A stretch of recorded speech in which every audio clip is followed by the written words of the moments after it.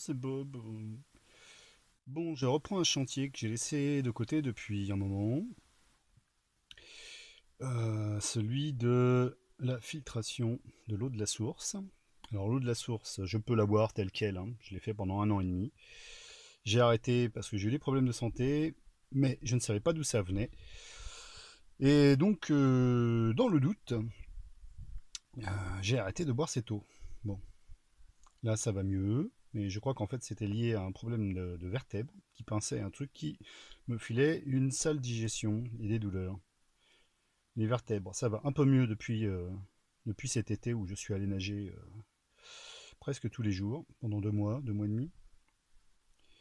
Mais bon, puisque ça va mieux, c'est pas une raison pour recommencer à boire cette eau telle quelle.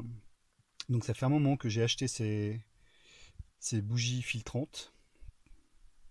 Donc ce serait de la céramique.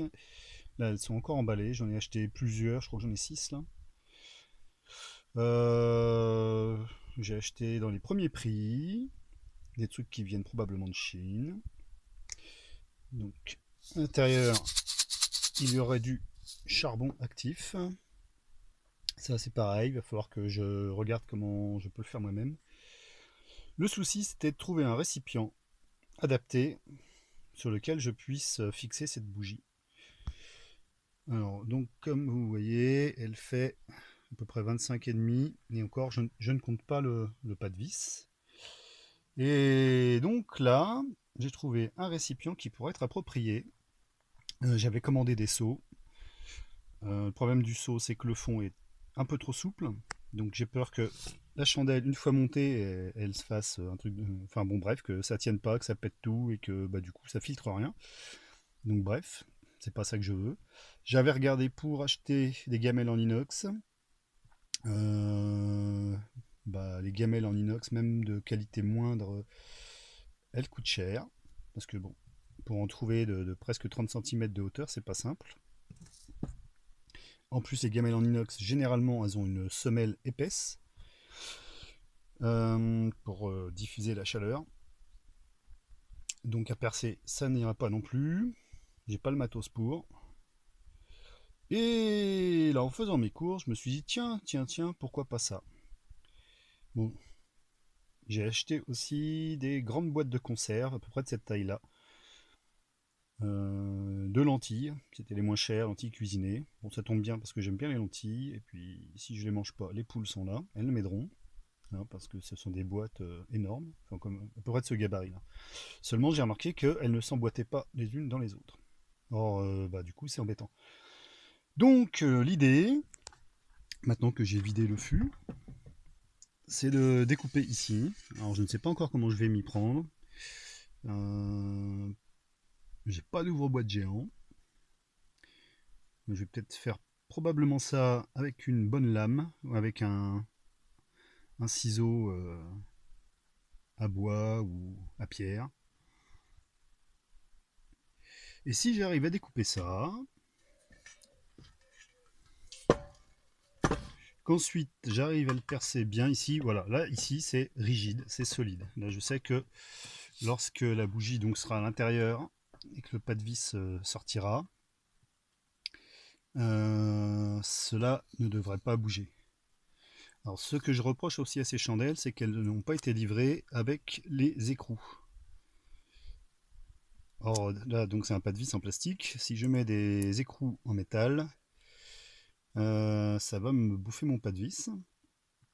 Alors j'avais regardé pour en commander et bien sûr ce que j'ai reçu ne correspondait pas du tout à ce que je désirais, enfin ce dont j'avais besoin. C'est plus un besoin qu'un désir.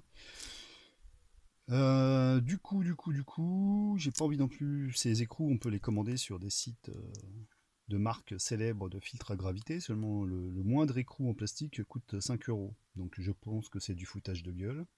Donc ils vont se les garder leurs écrous.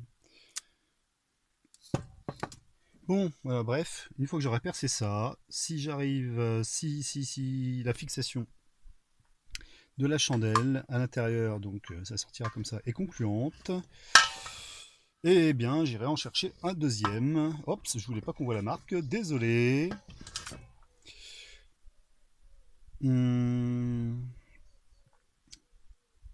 Voilà, j'irai en chercher un deuxième et donc le deuxième sera en dessous et servira à récupérer l'eau filtrée.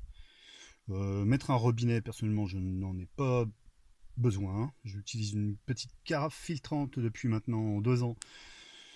Et bon, c'est un peu galère, faut toujours retirer un truc, machin, le tenir d'une main, verser de l'autre. Mais bon, on s'y fait très bien.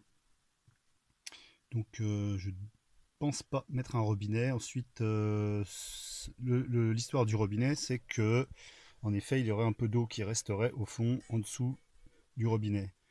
En même temps, si on s'en sert tous les jours, l'eau, elle est renouvelée tous les jours, et donc elle ne croupit pas, hein. Ça ne pose pas un énorme problème. Bon, voilà, bah, je vais essayer de découper ce truc-là.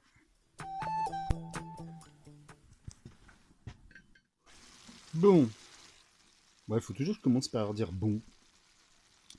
Alors là, ça mijote. En fait, je suis en train de bosser sur ma chaîne et je me suis aperçu que j'avais oublié de mettre la suite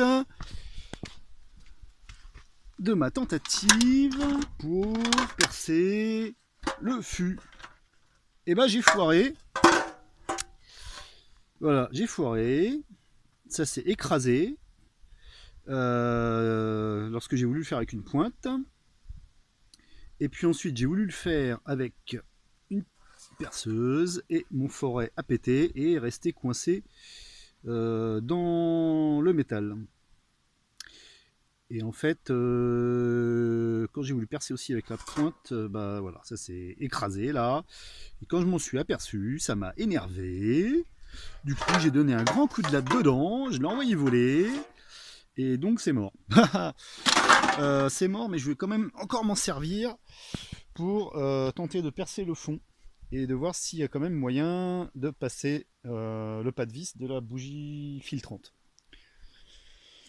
Bon, on verra ça un autre jour, c'est pas une urgence. Et même si je mets du temps, je ne lâcherai pas l'affaire.